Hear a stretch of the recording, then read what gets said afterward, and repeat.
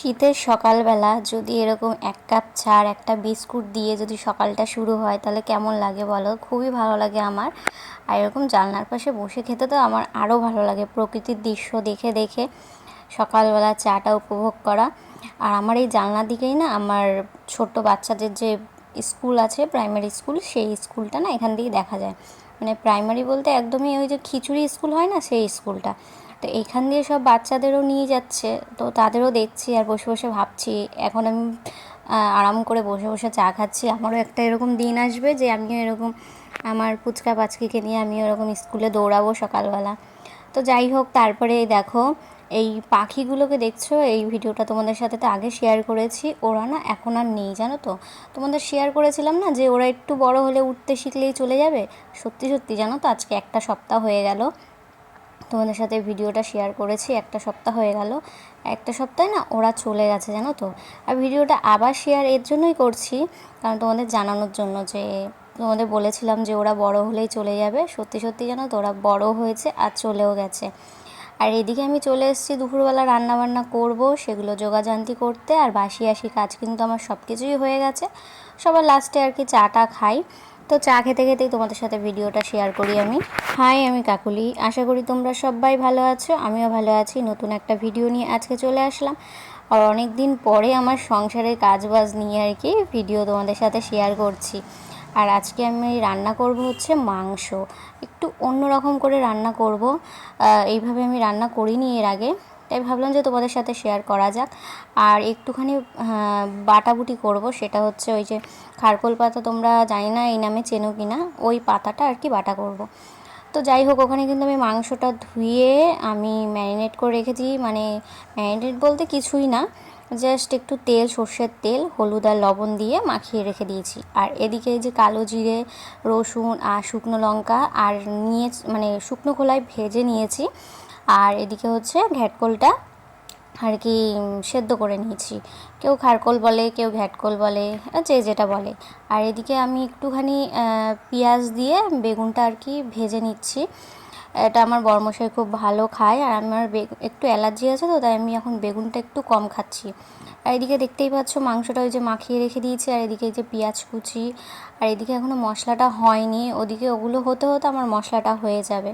আর এদিকে সবার আগে আগে হচ্ছে আমি এখন এই যে পাতাটাকে আমি বেটে নিচ্ছি। এটা আবার কড়াইয়ে একটু তেল দিয়ে টেলে নিতে হবে। তো আমি তো এইভাবেই করি, তোমরা কারা কারা আমার মতন এইভাবে করো সেটা আমাকে জানিও। আর এটা কে কে খাও আর কী নামে চেনো সেটাও আমাকে অবশ্যই জানিও। আর এরকম রান্না করতে করতে না এরকম মানে নাড়তেও হয়, জানো তো। একদিকে একটা কাজ নিয়ে মেয়েদের পড়ে থাকলে হয় না। রান্না করতে করতে অনেক সময় আমরা বাইরে যাই, সবজি বাজার আসে, সবজি বাজার আনতে। তারপরে ধরো বাইরে কোনো কাজকর্ম কিছু বাকি থাকলে, কিংবা জামা কাপড় উল্টানো পাল্টানো, এরকম তো আমি করতেই থাকি কিছু না কিছু দিয়ে। বিশেষ করে ভাত বসিয়ে তো আমি সবজি কাটি, জানো তো। তোমরা আমার মতন এরকম কেউ করো? আমাকে একটু কমেন্ট করে জানিও তো। আর এই যে মশলাটা কিন্তু আমার অর্ধেকটা বাটা হয়ে গেছে, আর একটু বেটে নেব। আর এদিকে হচ্ছে আমি আলুটা কিন্তু সেদ্ধ করে নিয়েছি, জানো তো।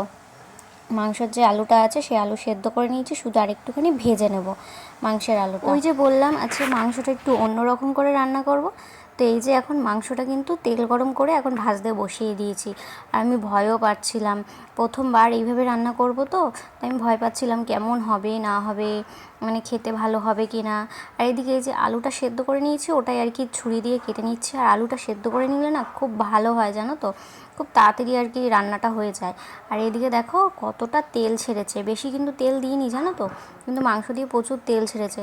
তো দেখলাম যে ভেজে নিলেই আমার সবথেকে ভালো হয়। তো মাংসটা ভাজা হয়ে গেছে, এবার আলুটা একটু ভেজে নিলাম। আর এদিকে ফোড়নে দিয়ে দিলাম গোটা গরম মশলা, শুকনো লঙ্কা, তেজপাতা, জিরে, সব কিছু দিয়ে এখন ওই যে পেঁয়াজটা দিয়ে দেবো।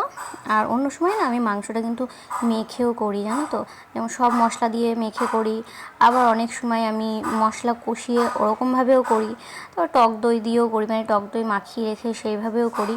কিন্তু এইভাবে মাংসটা ভেজে আমি কিন্তু করি না। এই কদিন না আমার ভয়েস বসাতে খুবই সমস্যা হচ্ছে, জানো তো। ওই আমাদের সামনের বাড়ি কাজ হচ্ছে, তো সেখানের আওয়াজটা হচ্ছে। তারপরে কোথাও না কোথাও কিছু না কিছু অনুষ্ঠান আছে, ওর জন্য আমার ভয়েসে খুব বাইরের আর কি ব্যাকগ্রাউন্ড সাউন্ড আসছে, একটু তোমরা ম্যানেজ করে নিও।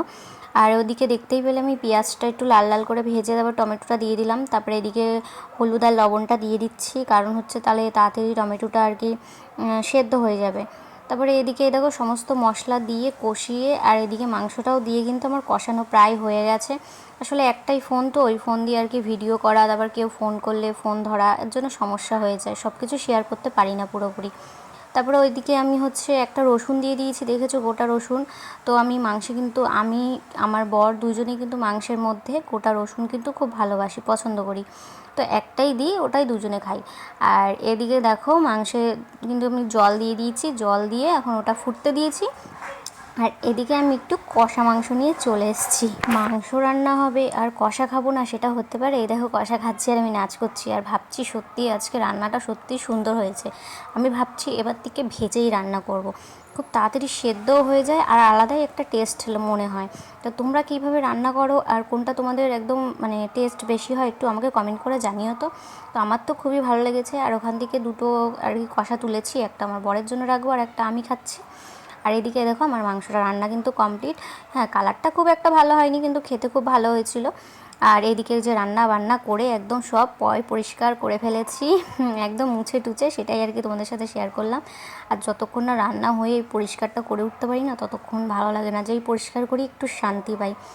তো যাই হোক, এই ভিডিওটা এই পর্যন্তই রাখলাম। তোমাদের কাছে পুরো ভিডিওটা কেমন লাগলো আর আমার রান্নাগুলো কেমন লাগলো অবশ্যই কমেন্ট করে জানিও।